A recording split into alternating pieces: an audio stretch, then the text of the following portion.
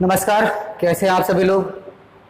पिछले वाले वीडियो में आपने किसी बिंदु आवेश के कारण अन्य किसी बिंदु पर वैद्युत विभव का जो डेरिवेशन था वो आपने पढ़ लिया था। ठीक है, अब जो हम आगे पढ़ेंगे वो बहुत सारे बिंदु आवेशों के कारण या बिंदु आवेशों के निकाय के कारण, निकाय का मतलब सिस्टम जहां पे बहुत सारे बिंदु आवेश हों, तो बिंदु आवेशों के निकाय मतलब कई बिंदु आवेश जहां पर उपस्थित हों, तो उन बिंदु आवेशों के निकाय के कारण किसी बिंदु पर वैद्युत विभव कितना होगा वो हमें निकालना है। ठीक है, तो मान लेते हैं एक आवेश Q1 यहाँ पर है, एक -Q2 यहाँ पे है, एक Q3 है और Q4 है। ऐसे ही बहुत सारे Qn आवेश है यहाँ पे, मतलब n आवेश हैं और सबकी प्रकृति जो है अलग अलग है मान लीजिए। ठीक है, तो इन सभी आवेशों के कारण अगर किसी बिंदु पर हमें वैद्युत विभव निकालना हो, कोई बिंदु P है, तो इस निकाय के कारण, इस सिस्टम के कारण, आवेशों के इस निकाय के कारण अगर हमें वैद्युत विभव निकालना है तो वो कितना होगा वो हमको ज्ञात करना है। तो देखिए, आपने जो आवेशों के निकाय के कारण वैद्युत क्षेत्र पढ़ा था, है ना, उसमें क्या था कि किसी भी बिंदु पर जो कुल वैद्युत क्षेत्र होगा वो सभी आवेशों के कारण उत्पन्न वैद्युत क्षेत्र के सदिश योग के बराबर होगा। मतलब आपने एक नियम पढ़ा था, क्या कहते हैं, हाँ, प्रतिस्थापन का नियम या अध्यारोपण का सिद्धांत, अध्यारोपण का सिद्धांत पढ़ा था। उसमें यही था कि किसी भी आवेशों के निकाय के कारण किसी अन्य बिंदु पर वैद्युत क्षेत्र सभी आवेशों के कारण उत्पन्न वैद्युत क्षेत्रों के सदिश योग के नियम के बराबर होता है, क्योंकि वैद्युत क्षेत्र क्या थी, सदिश राशि थी। तो किसी आप बिंदु पर जो वैद्युत क्षेत्र था वो सदिश योग के नियम के बराबर, सदिश योग के बराबर था। अब देखिए, वैद्युत विभव कैसी राशि है, अदिश राशि है, तो इस बिंदु पर कुल विभव जो होगा वो क्या होगा, इसके कारण उत्पन्न विभव के कारण प्लस इसके कारण उत्पन्न विभव होगा, प्लस इसके कारण उत्पन्न विभव होगा, और इसके कारण जितने भी आवेश होंगे सब इस बिंदु पर विभव उत्पन्न करेंगे और उन सभी का योग ही इस बिंदु पर कुल विभव हो जाएगा, है ना। अब योग कैसा होगा, अदिश राशि है तो बीजगणितीय योग होगा। बात समझ में आई।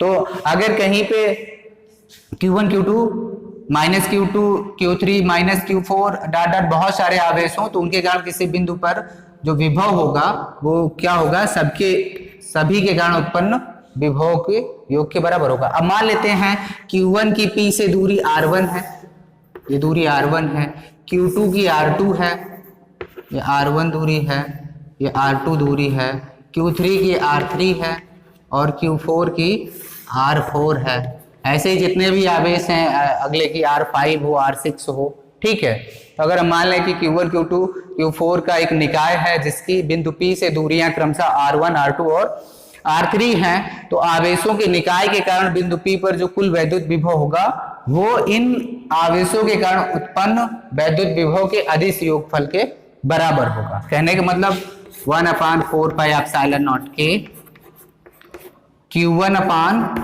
R1, है ना, Q1 की बिंदु P से दूरी क्या है R1, तो Q1 अपान R1 प्लस 1/4πε0 के। अब देखिए, अदिश राशि है तो इसमें चिन्ह सहित हम Q2 का प्रयोग करेंगे, तो -Q2 अपान R2 प्लस 1/4πε0 के Q3 अपान R3। ऐसे डॉट डॉट जितने भी आवेश हैं इन सबको सदिश तरीके से आपको जोड़ते जाना है। तो देखिए, इसमें कॉमन क्या हो गया, 1/4πε0 के कॉमन हो गया और ये क्या हो जाएगा, Q1 अपान R1 प्लस Q2 अपान R2, सॉरी यहाँ पे माइनस हो जाएगा तो ये माइनस हो गया, प्लस Q3 अपान R3। आगे देखिए Q4 माइनस में है तो ये माइनस हो जाएगा, Q4 अपान R4। आगे जो भी होगा डॉट डॉट करके Qn तक जाना है, तो जहां तक भी होगा वो आप लिख लेंगे। तो ये हो जाएगा, ये हो गया आवेशों के निकाय के कारण किसी बिंदु पर वैद्युत विभव। बात समझ में आई।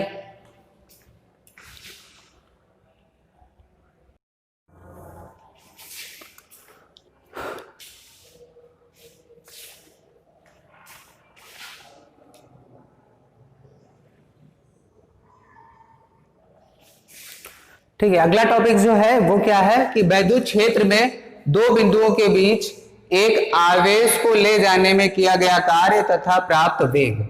ठीक है, मान लीजिए वैद्युत क्षेत्र है कहीं पे, ठीक है, और वहां पे दो बिंदु ए और बी हैं, और किसी आवेश Q को आप बिंदु बी से ए तक ले जा रहे हैं, तब कितना कार्य करना पड़ेगा वो हमें देखना है, और यहां से यहां तक ले जाएंगे तो आवेश में कितना वेग उत्पन्न होगा ये हमको देखना है। ये आवेश कितने वेग से जाएगा ये हमको देखना है।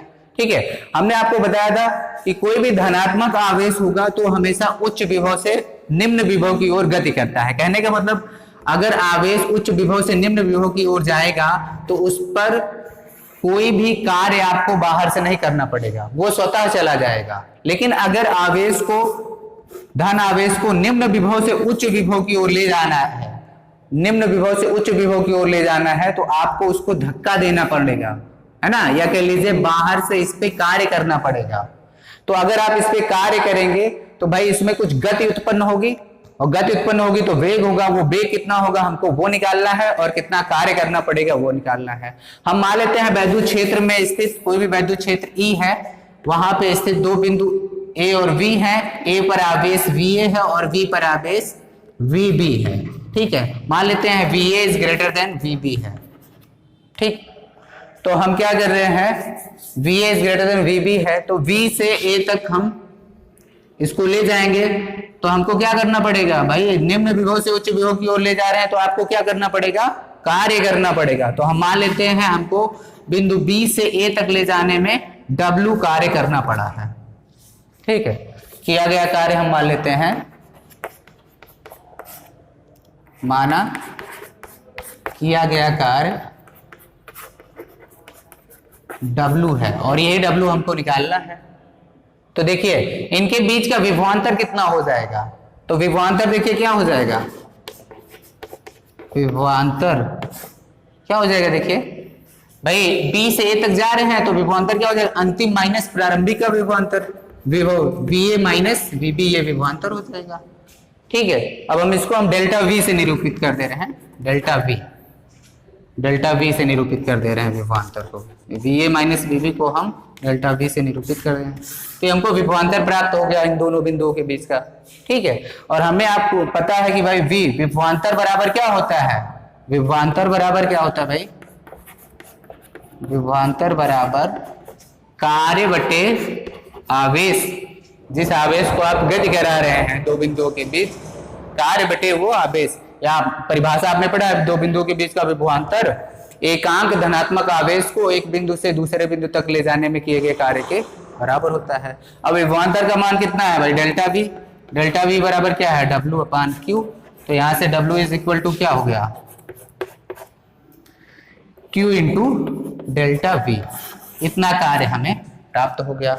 अब आप इसको इस दिशा में गति करवाएंगे, इसको इस दिशा में ले जाने के लिए कार्य करेंगे तो इसमें गति उत्पन्न होगी, गति उत्पन्न होगी तो वेग होगा, और वेग होगा तो क्या उत्पन्न हो जाएगा, इसमें गतिज ऊर्जा।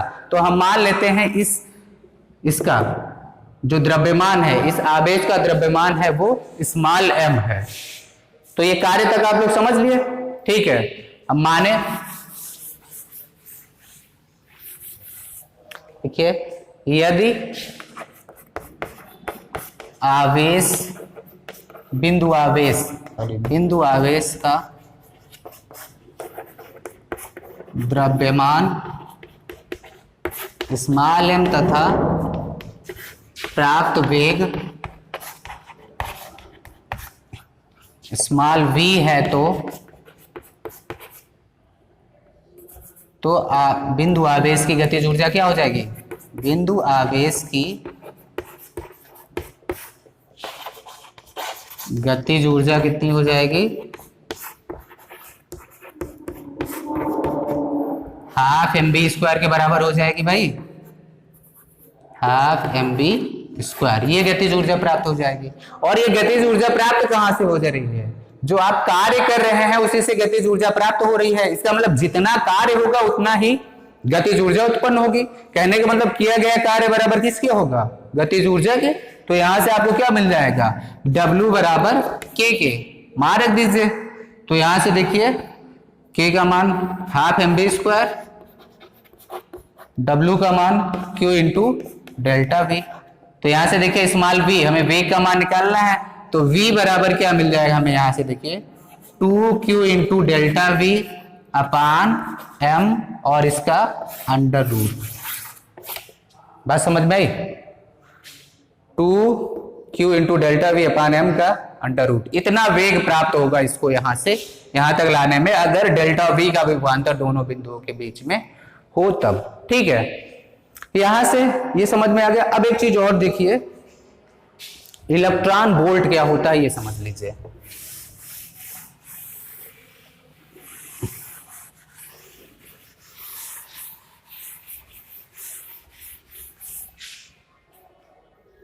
इलेक्ट्रॉन वोल्ट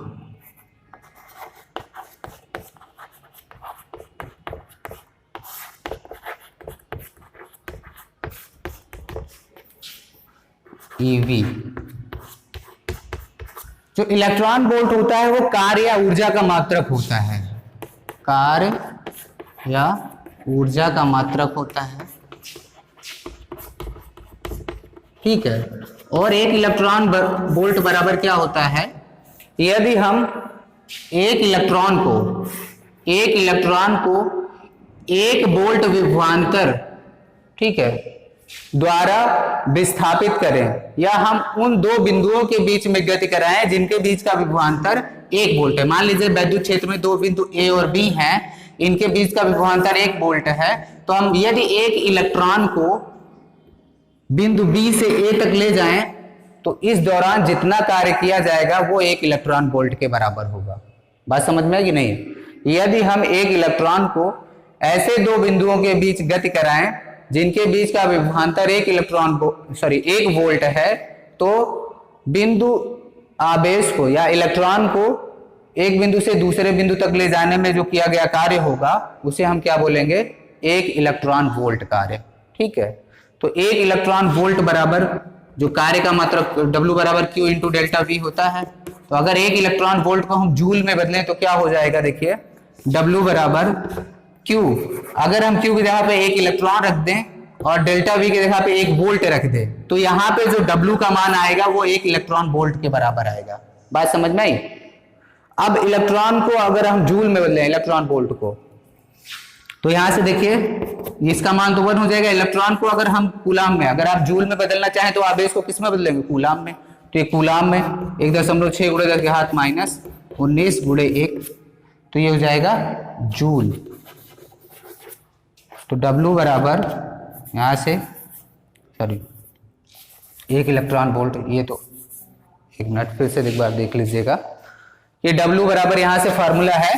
ठीक है, तो अगर हम कार्य का यूनिट ले लें 1 इलेक्ट्रॉन वोल्ट, 1 इलेक्ट्रॉन वोल्ट को अगर हम बदलें जूल में, तो देखिए 1 इलेक्ट्रॉन आवेश बराबर कितने की होता है, 1.6 × 10⁻⁻19 के, और वोल्ट विभवांतर 1 हो। ठीक है, तो यहां से 1 इलेक्ट्रॉन वोल्ट बराबर मिल जाएगा 1.6 × 10⁻⁻19 जूल के। बात समझ में आई नहीं? ठीक है, तो ये हो जाएगा इलेक्ट्रॉन वोल्ट। ठीक है, तो इलेक्ट्रॉन वोल्ट किसका मात्रक है, कार्य या ऊर्जा का मात्रक है, और 1 इलेक्ट्रॉन वोल्ट उस कार्य के बराबर होता है जो 1 इलेक्ट्रॉन को ऐसे दो बिंदुओं के बीच स्थानांतरित करने में किया जाता है जिनके बीच का विभवांतर 1 वोल्ट हो। ठीक है, और 1 इलेक्ट्रॉन वोल्ट बराबर क्या होता है, 1.6 × 10⁻⁻19 जूल। ठीक है, तो यहां तक आज, उसके बाद अगले वीडियो में हम अगला कोई टॉपिक देखेंगे। ठीक है, मिलते हैं अगले वीडियो में।